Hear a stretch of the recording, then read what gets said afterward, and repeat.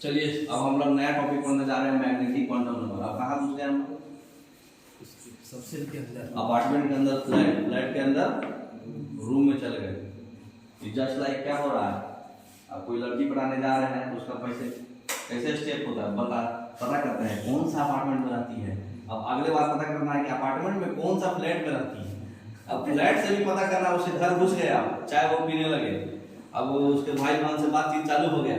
अब उसमें पता चलेगा कि आप कौन से रूम में रहती है, उसका रूम पता चलना। मान लीजिए बड़े बड़े अपार्टमेंट में जाइएगा तो बहुत सारा रूम रहता है।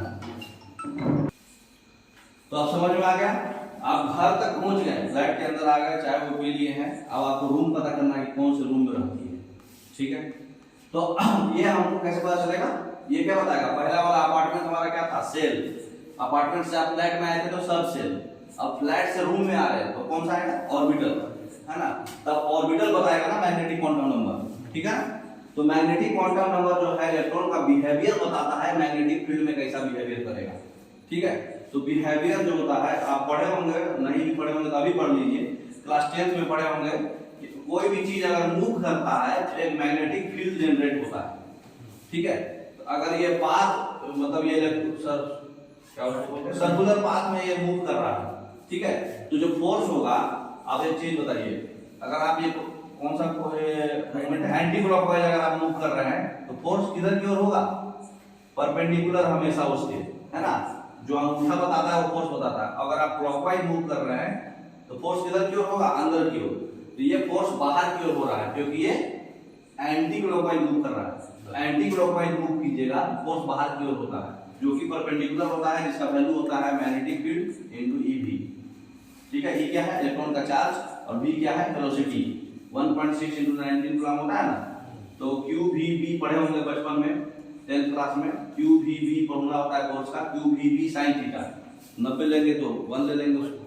तो इलेक्ट्रॉन जो है जब रोटेट करता है, घूमता है, तो उसका बिहेवियर मैग्नेटिक फील्ड के प्रेजेंस में B, मैग्नेटिक फील्ड इंटेंसिटी होता है, मैग्नेटिक फील्ड की शॉर्टकट में बोलते हैं।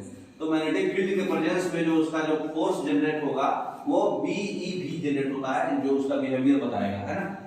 तो इसमें दो ही होगा, देखिए, एक बार प्लस, एक बार माइनस। तो -L से +L तक, ठीक है। अब आप ऑर्बिटल से रूम में जा रहे हैं तो दो ही पर्पस होगा, या तो लड़का लड़की को पटाने जाएगा या तो लड़की लड़का को पटाने जाएगा, तो दो ही चीज होगा।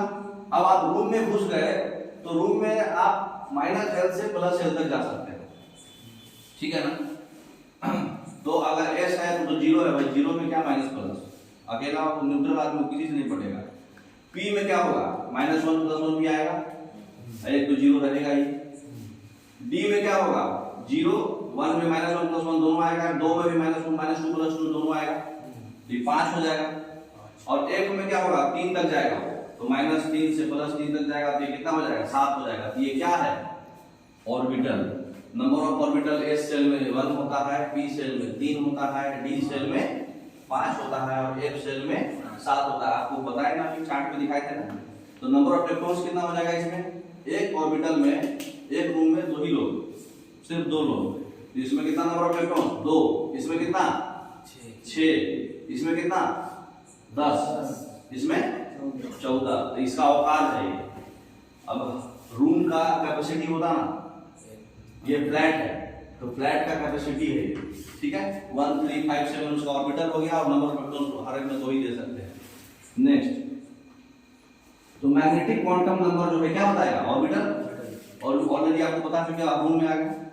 तो सब सेल अगर S है तो 1 होगा, P है तो 3 होगा, D है तो 5 होगा, F है तो 7 होगा, G होगा, तो आगे बढ़ते जाइए, दो बढ़ते जाएगा। तो ये जो है जनरलाइज बताया जा रहा है, डायरेक्ट टेक्निक। अब आप हर एक चीज का निकाल के थोड़ी देखोगे, तो डायरेक्ट टेक्निक है कि 12 + 1 ऑर्बिटल फॉर्मूला होता है। हाँ, L वैल्यू जितना भी होगा उसको ऑर्बिटल बताइए। अब L1 है तो बताइए ऑर्बिटल कितना होगा। L1 है तो P सेल है, P सब सेल है। P सब सेल में हमको पता है कि 3 होता है, तो इसका सीधा फॉर्मूला बताइए। L1 पुट कीजिए, 2 × 1 2 + 1 3। L पता है आपको तो सीधा ऑर्बिटल आप डायरेक्ट निकाल सकते हैं, ध्यान रखने का जरूरत नहीं है, समझ गए। 12 + 1। नेक्स्ट, तो मैग्नेटिक क्वांटम नंबर सबको निकाल के दिखाया हुआ है, देखिए।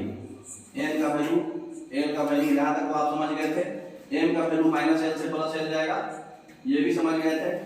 अब इसको डिनोट कैसे करेंगे, कैसे डिनोट करेंगे बताइए। एन को पहले लेना है, फिर एल को, फिर एम को, तीनों को लेते हुए चलना है। नोमेनक्लेचर ऐसा ही लिखाएगा। जैसे किसी आदमी का एड्रेस बताइएगा तो बताइएगा ना इस अपार्टमेंट के इस फ्लैट में इस रूम में रहते हैं, है ना। तो कौन सा ये है, एल N1 है, यहाँ 1 लिख दिए। L0 है मतलब एस सेल है, 0 में तो आगे पीछे कुछ होगा नहीं, है ना। अब L2 है तो इसमें 0 भी आ सकता है, 1 भी आ सकता है, तो 2s और 2b दोनों होगा। लेकिन 2p में जो है आपका 3 आ रहा है, देख रहे हैं, माइनस प्लस 3 आ रहा है, तो इसका अकेला 1 आया, इसका 3 4 आया, है ना। उसके बाद अगर 3 वाले में N3 है तो यहाँ S वाले में 0, P वाले में 3 और D वाले में 5, तो 1 3 5 3 8 1 9।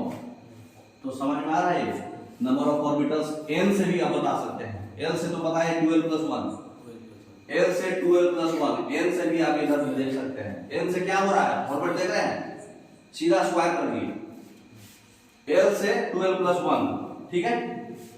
तो L1 था तो 4 और ये भी था। n से क्या होता है, सीधा n स्क्वायर। अगर k सेल है तो नंबर ऑफ ऑर्बिटल कितना 1, l सेल है नंबर ऑफ ऑर्बिटल 2 का स्क्वायर कितना होगा 4, m सेल है 3 का स्क्वायर 9, l से भी n से भी बता सकते हैं, है ना। नेक्स्ट अब लास्ट है हमारा स्पिन क्वांटम नंबर, ये हम लोग पढ़ के जाएंगे, है ना, छोटा है, ठीक है। आज बस इतना ही, ओके, थैंक यू।